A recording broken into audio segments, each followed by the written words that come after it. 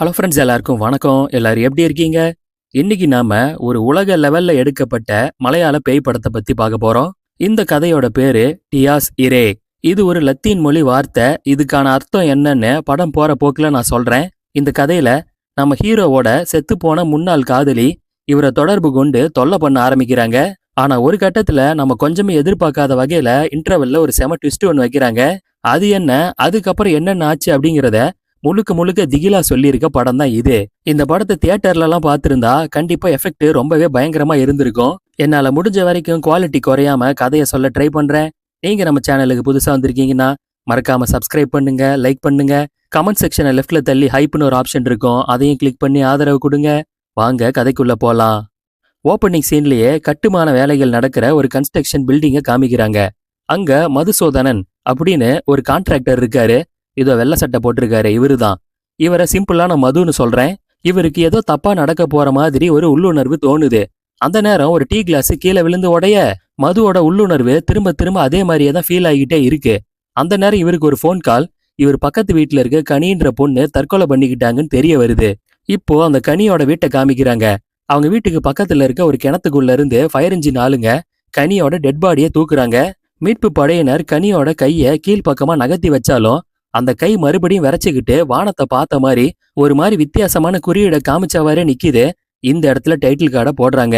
இப்போ ரோஹன் அப்படின்னு ஒரு பணக்கார வீட்டு பையனை காமிக்கிறாங்க. இவரோட அம்மா அப்பா எல்லாம் அமெரிக்கால இருக்காங்க. கட்டுமான நிறுவனம் நடத்துற ஒரு பெரிய கோடீஸ்வர குடும்பத்தோட வாரிசு இவரு.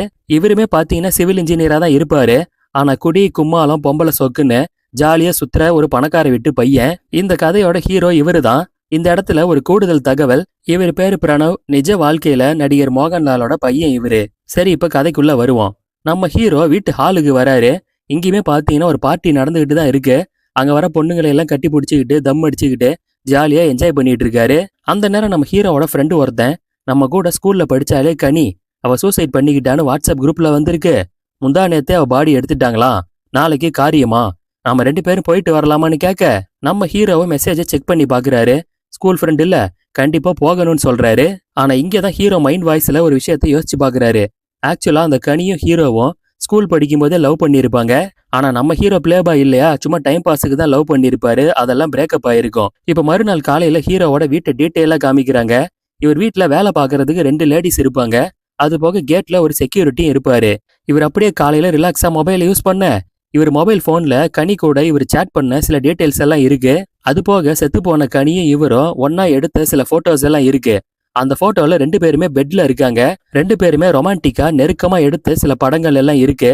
சோ இதுல இருந்து இவங்களுக்குள்ள சமீபத்துல ஏதோ ஒரு சந்திப்பு நடந்திருக்குன்னு தெரிய வருது. இதையெல்லாம் பார்த்துக்கிட்டே இவர் கிளம்பி தன் ஃப்ரெண்டோட கனியோட வீட்டுக்கு போறாரு.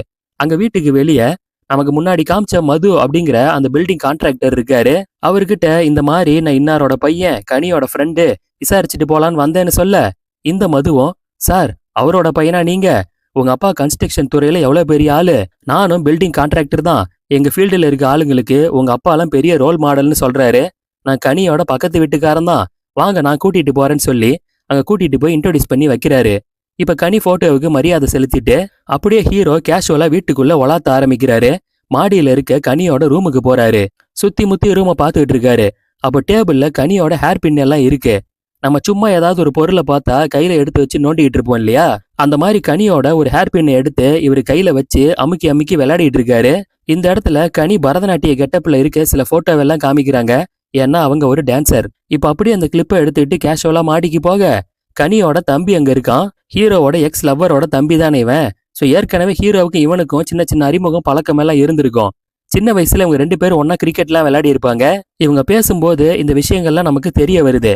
அப்போ கனியோட தம்பி, எங்க அக்கா டெட் பாடியை அந்த கிணத்துல மிதக்கும் போது முதல்ல நான் தான் பார்த்தேன். அதுக்கப்புறம் தான் எல்லாருக்கும் தகவல் கொடுத்தேன். எனக்கு அவ செத்ததுல இருந்து தூக்கமே வர மாட்டேங்குது, ஒரு மாதிரி படபடப்பாவே இருக்குன்னு சொல்லி புலம்பிக்கிட்டு இருக்கான். இப்போ எல்லாத்தையும் முடிச்சுட்டு ஹீரோ நைட்டு வீட்டுக்கு வராரு.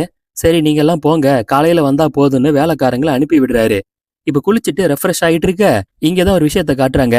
இவர் கனி வீட்டுல அவங்களோட ஹேர் பின்னை வச்சு நோண்டிட்டு இருந்தாரு இல்லையா, அந்த பின்னை கேஷுவலா கையோட கொண்டு வந்தாரு போல. அது இவர் வீட்டு டேபிள்ல தான் இருக்கு. அதை எடுத்து இவரு தன்னோட டிராயர்ல போடுறாரு. இப்ப நைட்டு இவர் தூங்கும் போது ஏதோ ஒரு சத்தம் கேட்டு கண் முழிக்கிறாரு. அப்படியே டோரை ஓபன் பண்ணி வெளியே வந்து ஹாலை எட்டி பாக்குறாரு. இந்த வீடே பாத்தீங்கன்னா மிகப்பெரிய பங்களா. அதுவும் ராத்திரி டைம்ல சும்மா பாக்குறதுக்கே ஒரு மாதிரி பயமுறுத்துற மாதிரி தான் இருக்கு. ஆனா சத்தம் நின்னதால இவர் திரும்ப போய் தூங்கிடுறாரு. இப்ப மறுநாள் கனி பக்கத்து வீட்டுல மதுன்னு ஒரு கான்ட்ராக்டர் இருக்காரே, அவர் வீட்டை காமிக்கிறாங்க. இந்த மதுவுக்கு குடும்பம்னு சொல்லிக்க யாரும் இல்ல, இவங்க அம்மாவை தவிர. இந்த அம்மாவும் உங்க அப்பா ஒரு காலத்துல அருள்வாக்கெல்லாம் சொல்லி பயங்கரமா எவ்வளவு பேருக்கு ஹெல்ப் பண்ணிட்டு இருந்தாரு, அந்த சக்தி உனக்குள்ளேயும் இருக்கு. இல்லன்னா அந்த பொண்ணு கனி சாகிறதுக்கு முன்ன உனக்குள்ள உள்ளுணர்வு ஏதோ தப்பா நடக்க போகுதுன்னு சொல்லி இருக்குமா. இப்போ ஒண்ணு கெட்டு போகல, நீயும் உங்க அப்பா மாதிரி அருள்வாக்கு சொல்லுன்னு கேக்குறாங்க. ஆனா இவரோ அருள்வாக்கு சொல்லி பொழைக்கிறதுக்கு காசு வேணாமா, இந்த வேலையில நல்லா தானே வருமானம் வருது, அதை விட்டுட்டு தேவையில்லாத வேலையை பார்க்க சொல்றியா, சும்மா இருமான்னு சொல்லி அம்மாவாய அடைச்சிடுறாரு. இப்ப அன்னைக்கு நைட்டு ஹீரோ வழக்கம் போல தான் வீட்டுல தூங்கிக்கிட்டே இருக்க. அப்ப இவர் தலைமுடிய யாரோ தொட்டு வருடி விடுற மாதிரி ஃபீல் ஆகுது. திடுக்கிட்டு கண் முழிச்ச இவரு அக்கம் பக்கத்துல சுத்தி முத்தி பாக்குறாரு.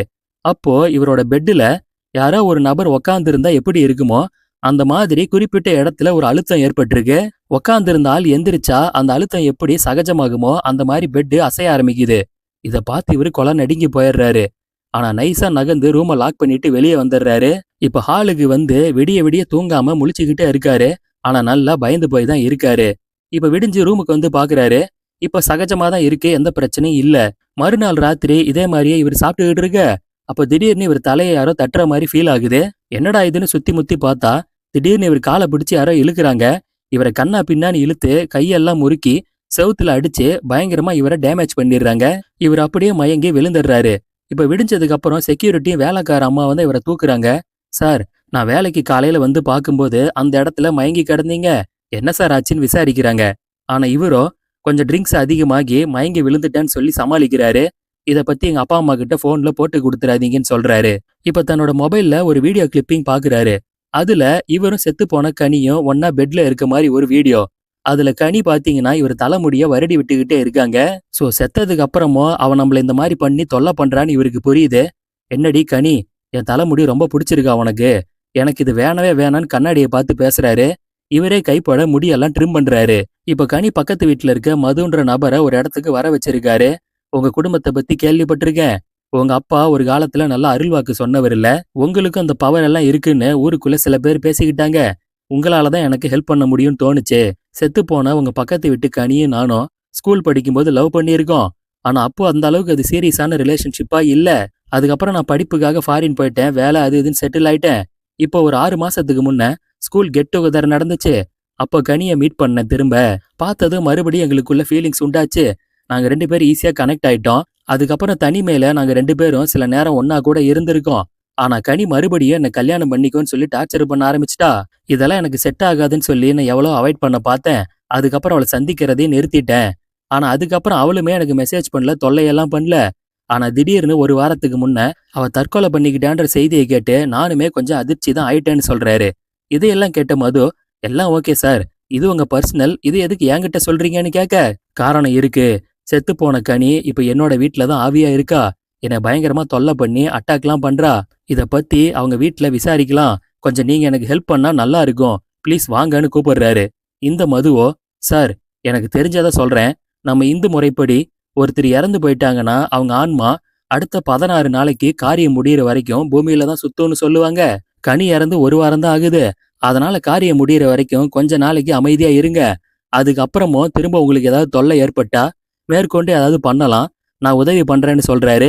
இதனால ஹீரோவும் பல்ல கடிச்சுக்கிட்டு வெயிட் பண்ணிக்கிட்டே இருக்காரு. 16வது நாள் காரியமும் வருது. கனியோட தம்பி தான் அவங்க அக்காவுக்கு வேண்டிய சடங்குகள் எல்லாத்தையும் செய்யறான். இது எல்லாத்தையுமே கொஞ்சம் தூரத்துல நின்னு நம்ம ஹீரோ கவனிச்சுக்கிட்டு தான் இருக்காரு. அங்க சடங்கு நடக்கிற இடத்துல மது நிக்கிறாரு. எல்லாம் முடிஞ்சது ஓகே அப்படின்ற மாதிரி ஹீரோவை பார்த்து கண்ணுலயே சிக்னல் கொடுக்குறாரு. இப்ப வீட்டுக்கு வந்த ஹீரோ திரும்ப கனி ஆவி இருக்கான்னு டெஸ்ட் பண்ணி பாக்குறாரு. அப்படியே பெட்டை சுத்தி முத்தி பார்க்க எந்த அழுத்தத்தையும் காணோம். இருந்தாலும் டபுள் செக் பண்ணலான்னு அங்க இருக்க ஒரு பெட்ஷீட்டை எடுத்து அப்படியே பெட்டு மேல விரிக்கிறாரு. ஒருவேளை அங்க யாராவது உக்காந்து இருந்தா அவங்க மேல பெட்ஷீட் பட்டா அந்த உருவம் அச்சு தெரியணும் இல்லையா, அந்த மாதிரி எதையுமே காணோம். அப்ப காரியம் முடிஞ்சு ஆவி போயிடுச்சு போலன்னு நிம்மதியா இப்பதான் தூங்குறாரு. மறுநாள் ராத்திரி தான் ஃப்ரெண்ட்ஸுங்க எல்லாரையும் கூப்பிட்டு ஒரு பார்ட்டி வச்சிருக்காரு. கனியோட தம்பியுமே அங்க வந்திருக்கான். அப்படியே சரக்கு எடுத்துக்கிட்டு ஹீரோவும் இவனும் பால்கனியில போய் பேச ஆரம்பிக்கிறாங்க. அவன் படிச்சு முடிச்சுட்டு வேலை தேடிட்டு இருக்க விஷயத்த பத்தி சொல்றான். ஏற்கனவே பழக்கம் பிளஸ் எக்ஸ் லவ்வரோட தம்பி. இதனால இவன் மேல ஹீரோவுக்கு ஒரு நல்ல அபிப்பிராயம் இருக்கு. இவரும், உனக்கு நான் ஜிபேல கொஞ்சம் காசு அனுப்புறேன், இதை செலவுக்கு வச்சுக்கோ, கண்டிப்பா உனக்கு உபயோகமா இருக்கும்னு பணம் அனுப்ப ரெடி ஆகுறாரு. ஆனா திடீர்னு கனியோட தம்பி, என்ன பார்த்தா என்ன பிச்சைக்கார மாதிரி இருக்கா? காசு நான் உன்கிட்ட கேட்டனா? நீ கூப்பிட்ட, நான் சரக்கு அடிக்கலான்னு வந்தேன். அதுக்குன்னு காசெல்லாம் கொடுத்து என்ன கேவலப்படுத்துறியான்னு கோவப்பட ஆரம்பிக்கிறான். இவரும், ஏய் நான் அப்படி மீன் பண்ணல, சாதாரணமா தான் சொன்னேன்னு சொல்ல. பின்ன ஆள் ஆளுக்கு எங்க அக்கா செத்ததுல இருந்து என்ன கேள்வி மேல கேள்வியா கேக்குறீங்க? என்னால எங்க அக்காவை மறக்கவே முடியலன்னு சொல்லிட்டு இந்த பையன் கதறி அழ ஆரம்பிக்கிறான். இவன் ரொம்ப மன அழுத்தத்துல இருக்கான்னு புரிஞ்சுக்கிட்ட ஹீரோ, இரு நான் உனக்கு இன்னொரு ட்ரிங்க் எடுத்துட்டு வரேன்னு சொல்லிட்டு சரக்கு மிக்ஸ் பண்ணிட்டு இருக்காரு. அந்த நேரம் மறுபடியும் இவருக்கு கொலுசு சத்தம் கேக்குது. ஆவிதான் போயிடுச்சே, இது என்ன திரும்பவும் சத்தம்னு சொல்லி இவர் அப்படியே அதிர ஆரம்பிக்கிறாரு. அப்ப இவர் பின்னாடி நிக்கிற கனியோட தம்பி இருக்கானே, அவன் சட்டையை பிடிச்சி யாரோ தூக்குறாங்க. மாடியில இருந்து தள்ளி விடுறாங்க. உடனே இவர் ஓடி வந்து அவன் காலை பிடிச்சி எப்படியாவது காப்பாத்தலான்னு பாக்குறாரு. ஆனா அதுக்குள்ள கால் வலிக்கு அவன் தலைகீழ மாடியில இருந்து கீழே விழ, இந்த சீனை காட்சியா என்னால காமிக்க முடியல.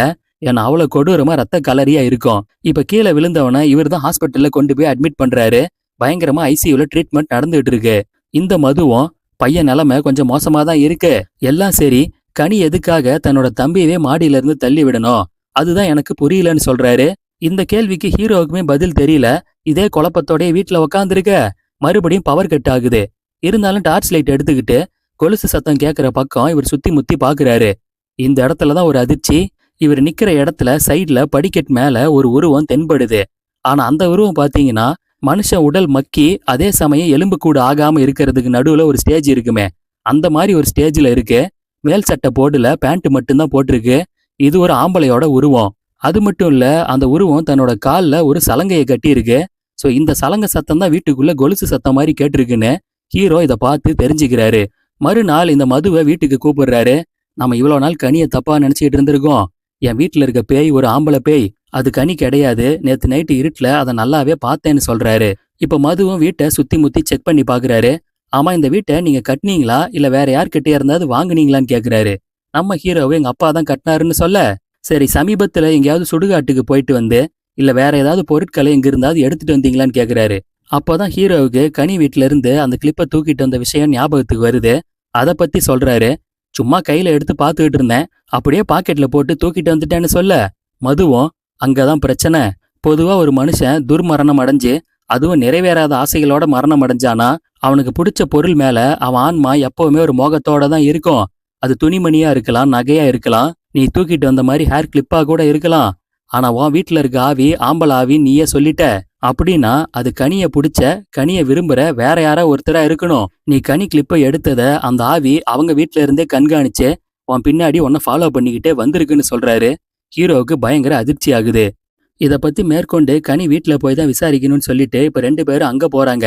கனியோட ரூமை போய் செக் பண்ணி பாக்குறாங்க. அப்போ கனி பரதநாட்டிய சலங்கைகளை வைக்கிற ஒரு பாக்ஸ் இருக்கு. அதை ஓபன் பண்ணி பார்த்தா அதுல இருந்த சலங்கை மிஸ் ஆயிருக்கு. மதுவும், இங்க பாரு சலங்கைய காணோம். அப்ப இந்த சலங்கையை தான் உன் வீட்டுல இருக்க ஆவி கால்ல கட்டி இருந்திருக்கு.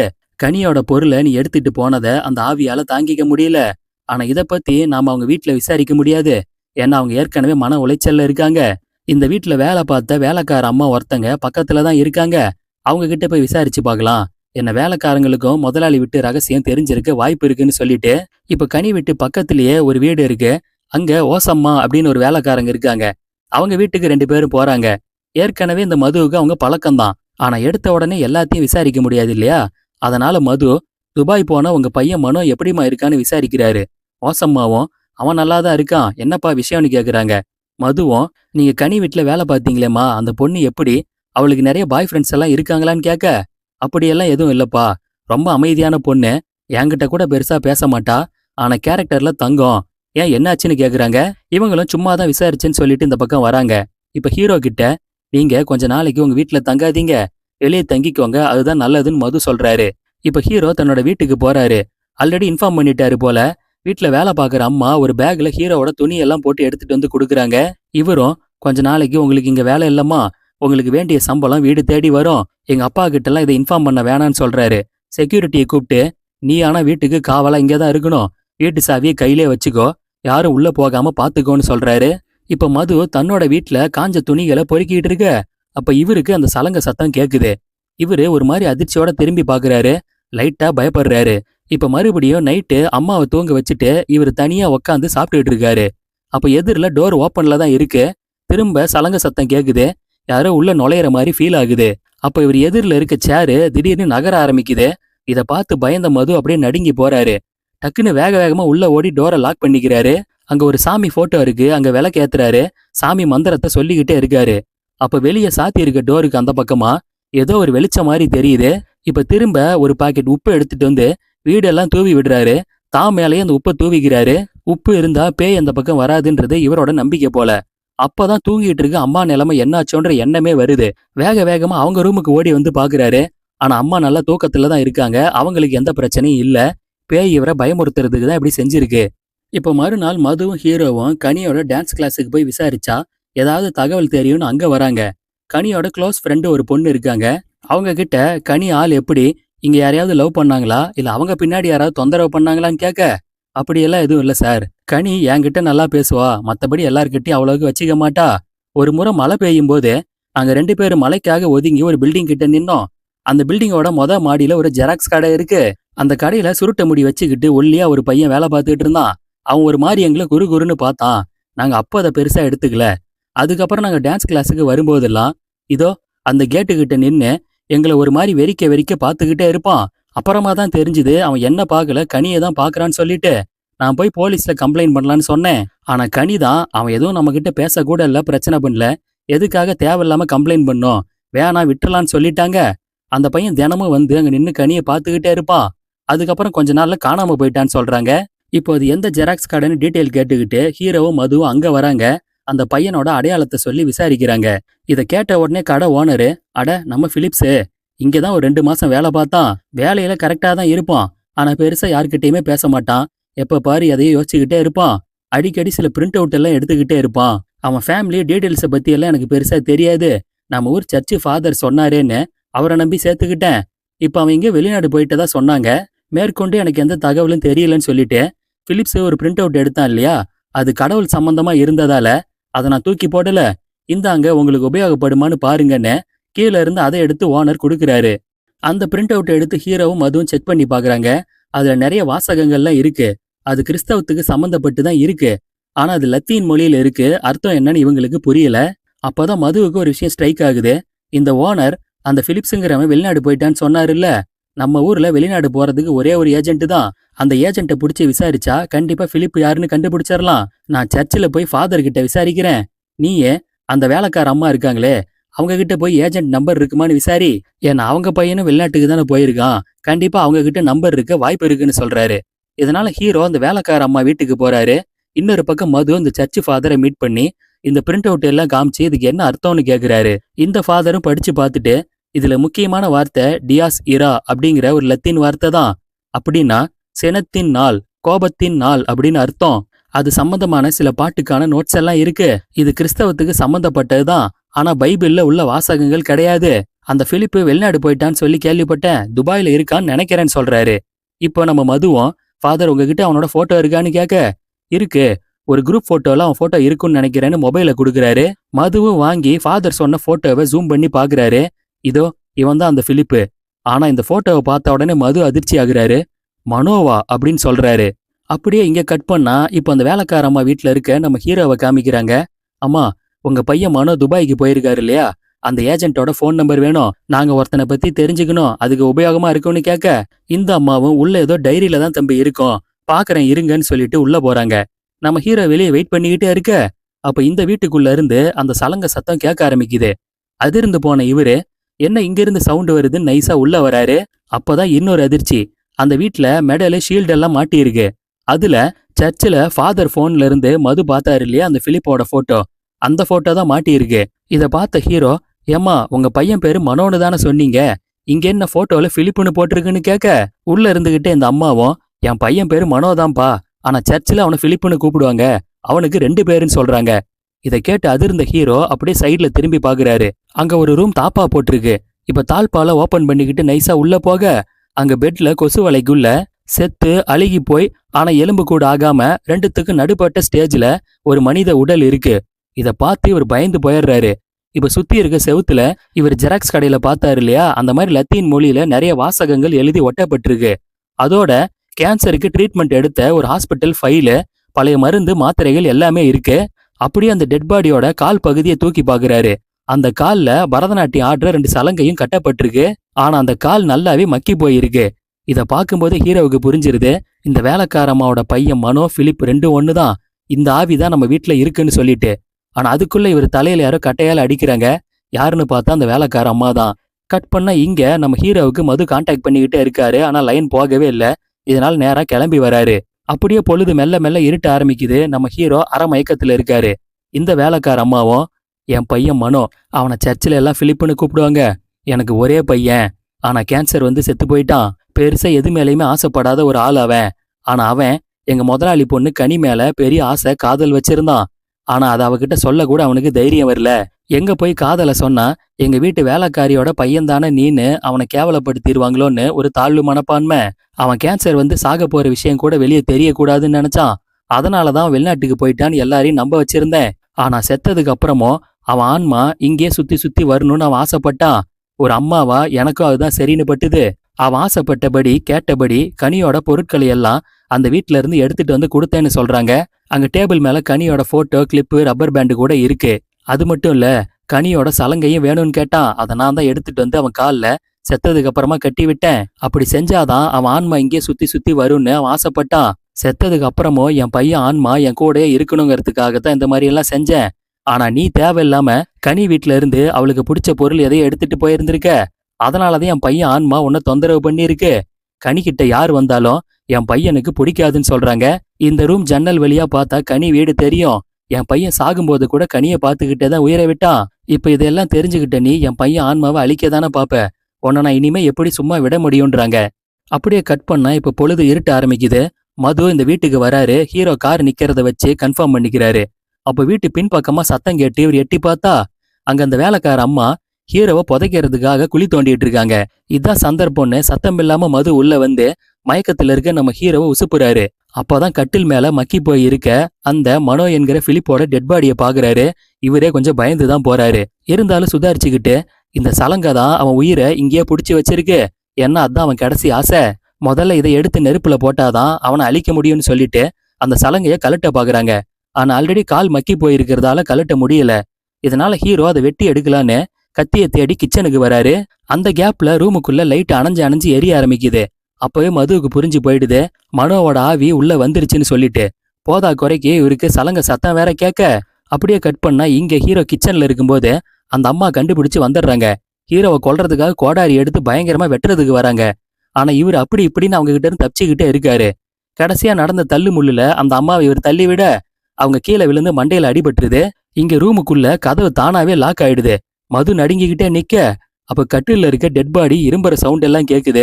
சலங்க சத்தம் இன்னும் ஹெவியா கேட்டு இவர் அப்படியே கொலை நடுங்கி நின்றுட்டு இருக்காரு. இங்க ஹீரோ ஒரு வழியா கத்தியை தேடி கண்டுபிடிச்சு இப்ப ரூமுக்குள்ள வராரு. ஆனா ஆல்ரெடி பாத்தீங்கன்னா மனோவோட ஆன்மா மதுவை போட்டு கழுத்தை நெரிச்சுக்கிட்டு இருக்கு. அவர் மூச்சு முட்டி கீழே தடுமாறிட்டு இருக்காரு. இதை புரிஞ்சுக்கிட்ட ஹீரோ வேக வேகமா சலங்கையை எடுக்க பாக்குறாரு, முடியல. இப்ப கத்தியை வச்சு காலை ரெண்டையும் வெட்டி காலோட சலங்கையை தூக்கிட்டு வராரு. வெளியே இருக்க இந்த அம்மாவும், வேணாம் அதை நெருப்புல போடாத, என் பையன் ஆன்மா இந்த வீட்டை விட்டு போயிடும், ப்ளீஸ் ப்ளீஸ்னு கெஞ்சுறாங்க. ஆனா ஹீரோ அங்க எரியிற அடுப்புல அந்த காலை தூக்கி போட்டுறாரு. காலோட சேர்ந்து சலங்கையும் எரிஞ்சு போயிடுது. இந்த அம்மா கதறி அழுதுகிட்டு இருக்காங்க. இப்ப எரிஞ்சுகிட்டு இருக்க நெருப்புல இருந்து சில துண்டுகள் அப்படியே பறந்து உள்ள போய் அந்த ரூம்ல படுது. பட்ட உடனே அங்க இருக்க மனோவோட ஆன்மா ஓட்ட உடைச்சிக்கிட்டு நேரம் மேல பறந்து போகுது. ஒருவித சத்தத்தோட பறக்குது. இப்ப கொஞ்சம் கொஞ்சமா அந்த ரூமு அப்படியே தீ பிடிச்சி எரிய ஆரம்பிக்குது. இனி பையன் ஆன்மா கூட இல்லாத இந்த வீட்டுல நாம எதுக்கு இருக்கணும்னு இந்த அம்மாவும் உயிரை மாச்சிக்கலான்னு எரிஞ்சுக்கிட்டு இருக்க அந்த மனோ ரூம்ல போய் உக்காந்துருக்காங்க. ஆனா நம்ம ஹீரோவுக்கு மனசு கேட்கல. என்னதான் இந்த அம்மா தப்பா நடந்துகிட்டாலும் பையன் பாசத்தால தான் நடந்துகிட்டாங்கன்னு சொல்லி வெளியே வாங்கம்மான்னு சொல்லி கூப்பிடுறாரு. இந்த அம்மாவும் ஹீரோ கையை பிடிச்சிக்கிட்டு வெளியே வந்துடுறாங்க. வீடு மொத்தமா எரிஞ்சு போயிடுது. இப்ப மறுநாள் ஹீரோ கன்ஸ்ட்ரக்ஷன் சைட்டுக்கு வராரு. மதுவை மீட் பண்றாரு. அந்த அம்மா நிலைமை என்னாச்சுன்னு கேட்க அந்த அம்மாவோட அண்ணங்கிட்ட எல்லா தகவலையும் சொல்லியாச்சு. அவங்க வந்து அவங்கள கூட்டிட்டு போயிட்டாங்க. அந்த அம்மா பண்ணது தப்பு தான். ஆனா யோசிச்சு பாருங்க, தான் பெத்த ஒரே ஒரு பையன் செத்து போயிட்டான். அவன் கடைசி ஆசையாவது நிறைவேற்றணும்னு சொல்லி தான் அந்த அம்மா இந்த அளவுக்கு பண்ணியிருக்காங்க. இது பார்க்க பைத்தியக்காரத்தனமா தெரிஞ்சாலும் ஒருத்தங்க மேல அன்பு வச்சுட்டா மனுஷங்க எல்லாருமே இந்த மாதிரி பைத்தியம் தானேன்னு சொல்றாரு. ஹீரோவும் சிரிச்சுக்கிட்டே, சரி நாளை காலையில நான் அமெரிக்காவுக்கு கிளம்புறேன்னு சொல்றாரு. இப்ப மறுநாள் விடிய காலையில தேவையான பொருட்களை எல்லாம் பேக் பண்ணிக்கிட்டு ஏர்போர்ட்டு கிளம்பிட்டு இருக்கேன்னு அப்பாவுக்கு இன்ஃபார்ம் பண்றாரு. அந்த நேரம் இவர் ரூமுக்குள்ள ஹேர்பின் கிளிப்போட சவுண்டு கேக்குது. இவர் பயந்துகிட்டே திரும்ப பெட்ரூமுக்கு வந்து பாக்குறாரு. அப்போ பெட்டு மேல இவர் டேபிள் டிராயர்ல வச்சிருந்த கனியோட ஹேர் கிளிப் இருக்கு. யாரோ உக்காந்துருக்க மாதிரி ஒரு அழுத்தம் இருக்கு. இவர் பயந்துகிட்டு அங்கிருந்த பெட்ஷீட் எடுத்து மறுபடியும் பெட் மேல வெறிக்கிறாரு. ஆனா இந்த முறை பெட்ஷீட் நார்மலா இல்ல. உள்ளுக்குள்ள ஒருத்தர் உட்காந்துருந்து அவங்க மேல போத்துனா எப்படி இருக்குமோ அந்த மாதிரி ஒரு உருவத்துக்கான அடையாளம் தெரியுது. நல்லா பயந்து போன இவரு தைரியத்தை வர வச்சுக்கிட்டு அது யாருன்னு பார்க்கலான்னு கொஞ்சம் கொஞ்சமா பெட்ஷீட்டை பின்பக்கமா இழுத்துட்டு இருக்காரு. கடைசியா அந்த உருவத்தை பார்த்துட்டு போச்சுடா அப்படின்னு சொல்லி இவர் பயப்பட ஆரம்பிக்கிறாரு. ஆனா அது என்னன்னு நமக்கு காமிக்காம இங்கே அடுத்து ஒரு லீடு வச்சு படத்தை முடிக்கிறாங்க. இந்த படம் ஸ்லோவா தான் இருக்கும். ஆனா படமா பார்க்கும்போது சவுண்ட் எஃபெக்ட்ஸ்லாம் நல்லா மிரட்டுற மாதிரி இருக்கும். இது ஒரு ஏ சர்டிஃபைட் படம். ஒரு முத்த காட்சியும் ரத்த கலரியான சில காட்சிகளும் இருக்கும். ஸோ 18 வயசுக்கு மேல இருக்கவங்க மட்டும் பாருங்க. ஜியோ ஹாட்ஸ்டார்ல தமிழ் டப்பிங்லயும் அவைலபிளா இருக்கு. இந்த கதையை என்னோட நரேஷன் உங்களுக்கு பிடிச்சிருந்தா மறக்காம சப்ஸ்கிரைப் பண்ணுங்க, லைக் பண்ணுங்க, உங்களோட கருத்துக்களை கமெண்ட் செக்ஷன்ல மென்ஷன் பண்ணுங்க. மீண்டும் வேற ஒரு கதையோட விளக்கத்துல எல்லாரையும் சந்திக்கிறேன். நன்றி, வணக்கம்.